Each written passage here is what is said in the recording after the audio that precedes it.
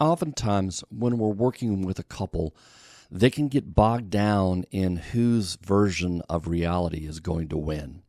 Now, these competing versions only keep them stuck because ultimately both are actually trying to accomplish the same thing.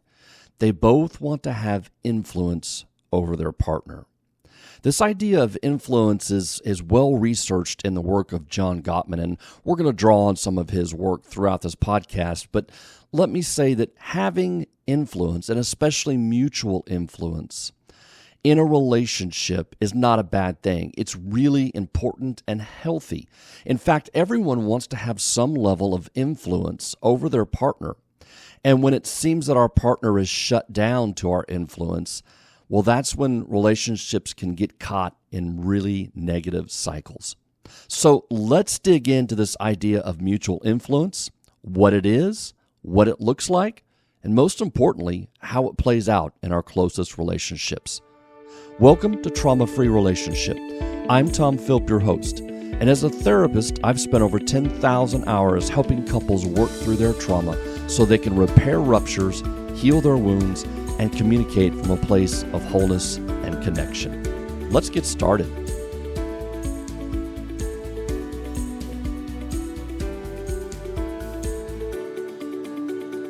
Okay, we're talking about this idea of influence or mutual influence in a relationship. And as I mentioned in the opening, John Gottman's done a lot of research on this. If you don't know who he is, he's a couples researcher or relationship researcher, and he's amassed about 30 years of really excellent research, and I would say he is a top-notch researcher himself. He's got multiple books out there, so you can just sort of look on Amazon if you were interested in reading some more of his stuff. But in this vast body of research that he has developed over many decades, he talks about this idea of influence, and and it came out of research. It wasn't a priori. It wasn't something he thought about beforehand. It just grew out of what he was observing from couples and trying to measure in what made couples successful versus unsuccessful. And so he says mutual influence is essential. So what he found is that relationships involve a pattern of mutual influence where both partners feel heard, respected, and valued. He also stated in his research that accepting influence is beneficial. So studies that he's done have shown that men who accept influence from their female partners tend to have happier and more satisfying relationships. Yes, there was a disparity in the level of influence, and we're talking about heterosexual couples here, obviously, but there was a disparity in the amount of influence that females wanted or needed in the relationship versus their male counterparts. And that's not to say that both didn't want influence, but the females in a relationship wanted way more influence over their male partners than their male partners did, even though they wanted some influence as well. So that's kind of an interesting thing. We don't really know why it's that way, and I'm not going to speculate.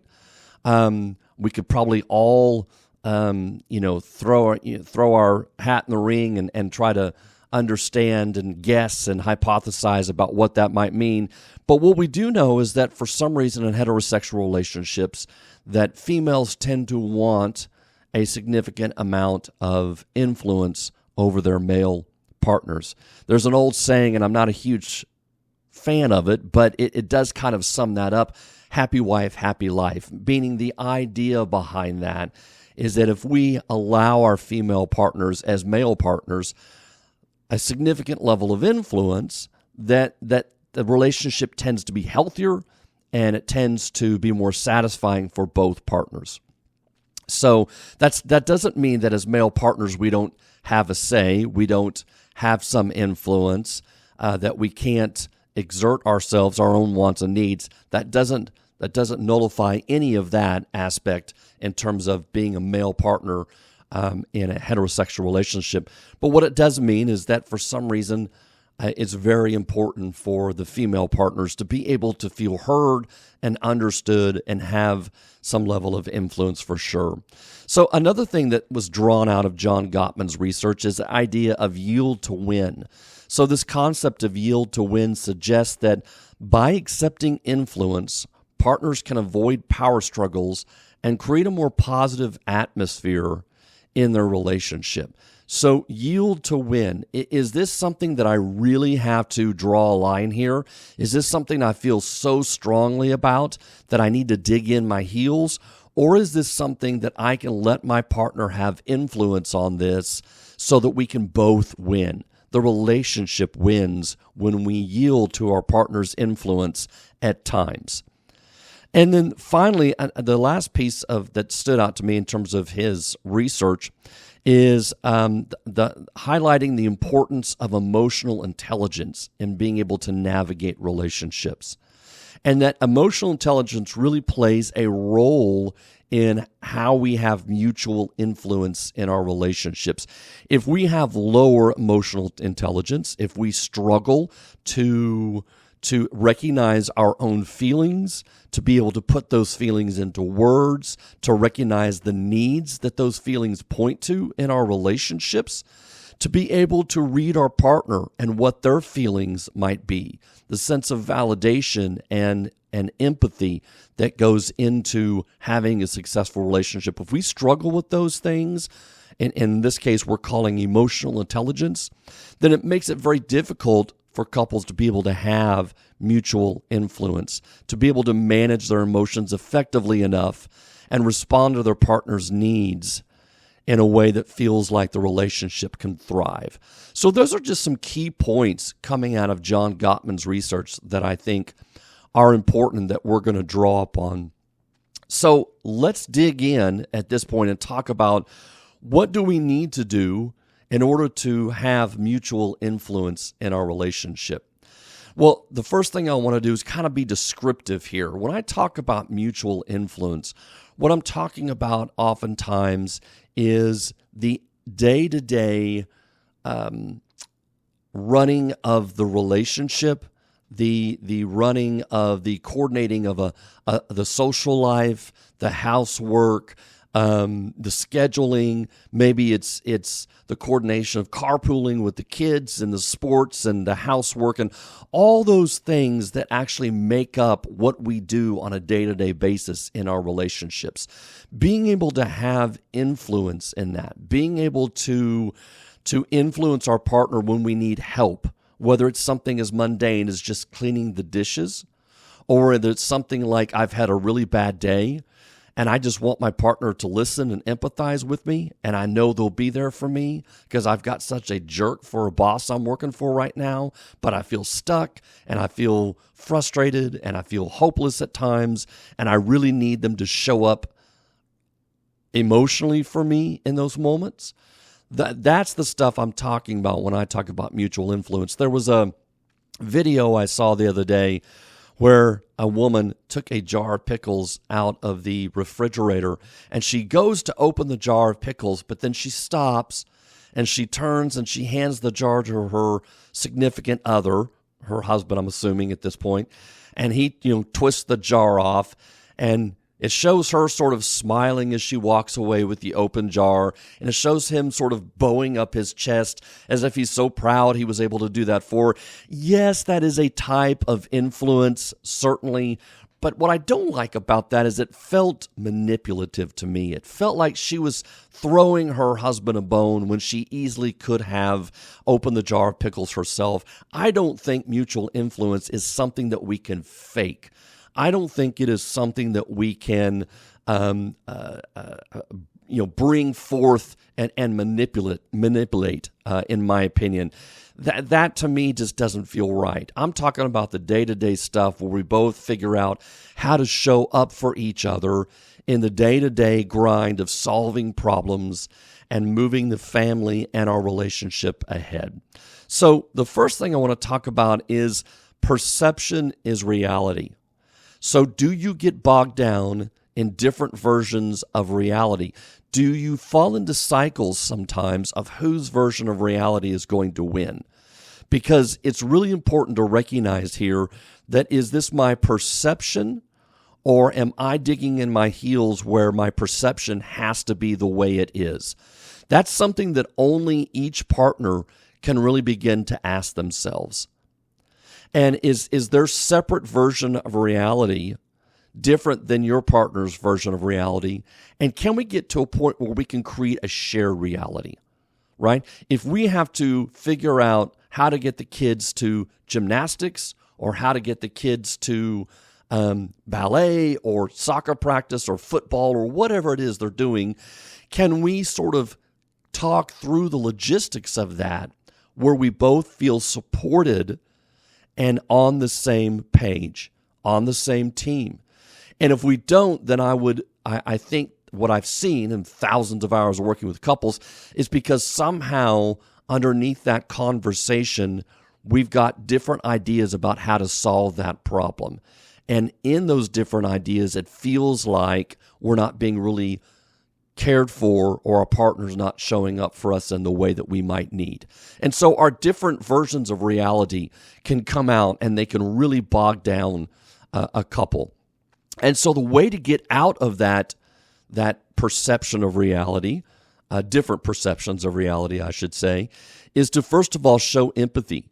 So understanding and sharing the feelings of others can foster strong connections and increase your influence. If I can step into my partner's shoes, then I've got a much better chance of being able to understand how they're viewing the problem, why they're coming up with the solution they're coming up with, what steps they took.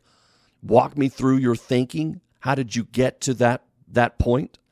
Then I've got a much better chance, I think, of either being able to accept influence, or at least accept a part of their solution and add it to part of my solution as well, where it feels like we're rowing in the same direction as a couple.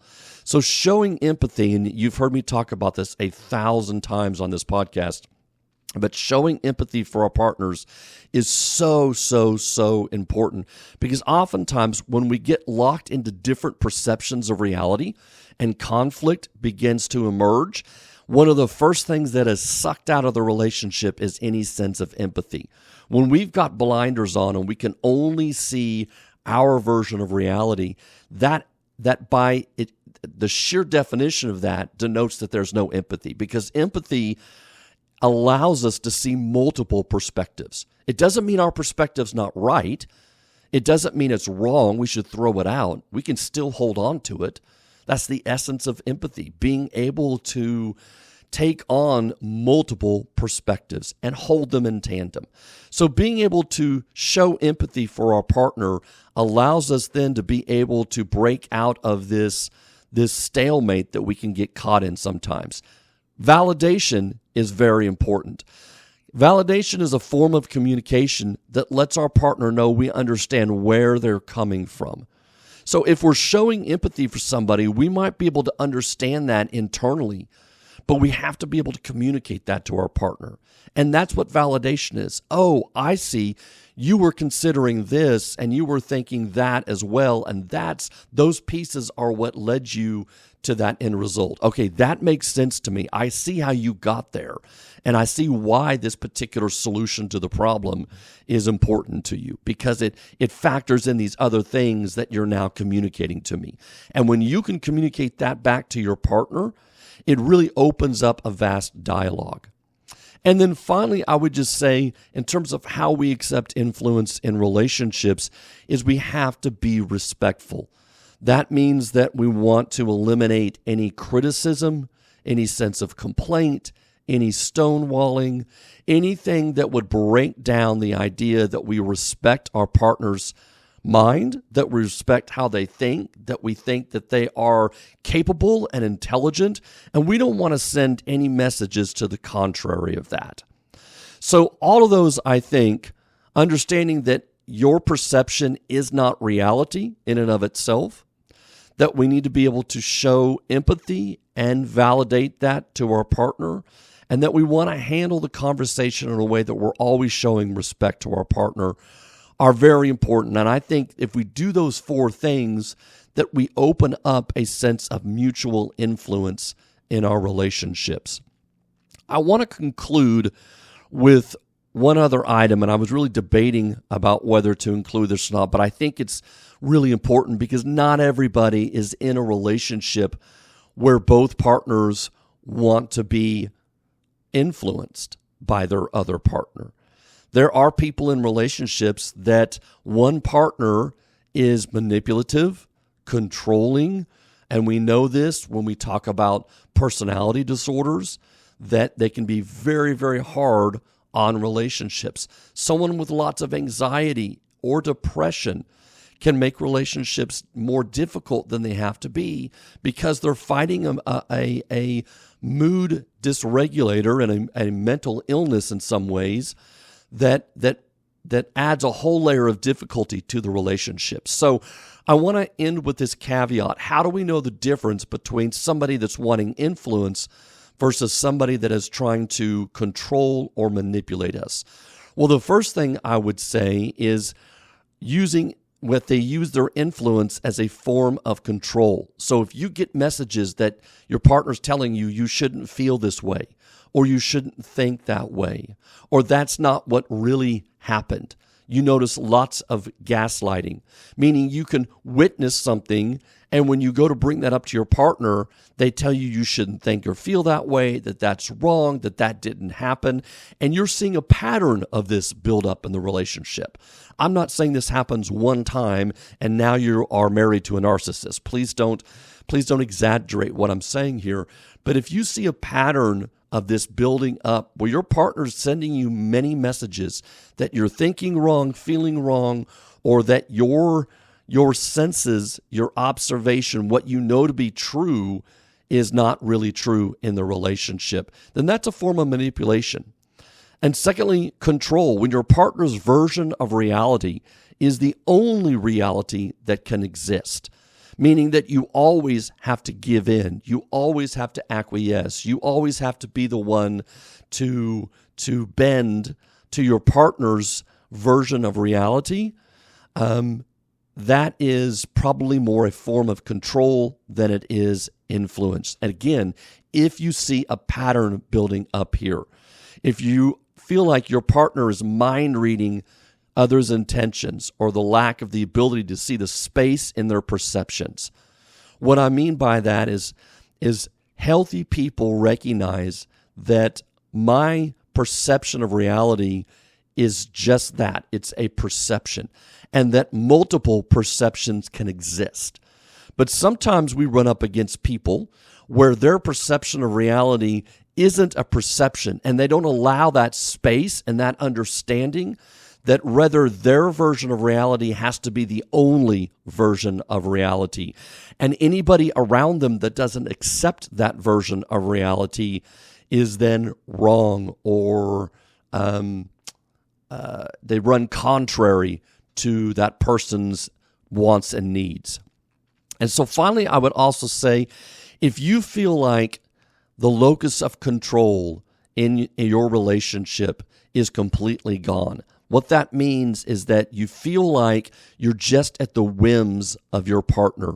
You have no influence, you have no sense of control in the outcomes of the things that you want or need in your relationship, no ability to shape the direction, no voice, then I would suggest that that's not about influence. That is probably more about control and manipulation.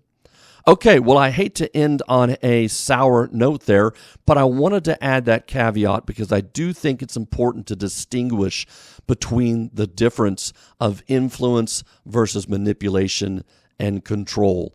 I do see some of those differences in relationships, and they are like night and day when you run up against that.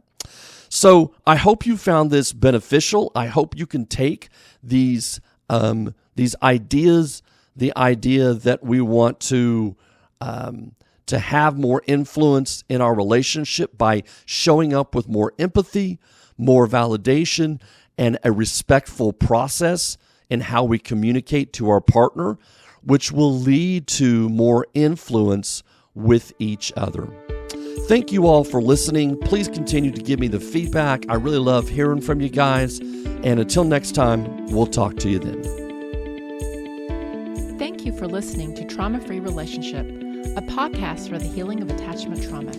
You can find us on Facebook, Instagram, or our website at traumafreerelationship.com. Be sure to look for our next episode on your favorite streaming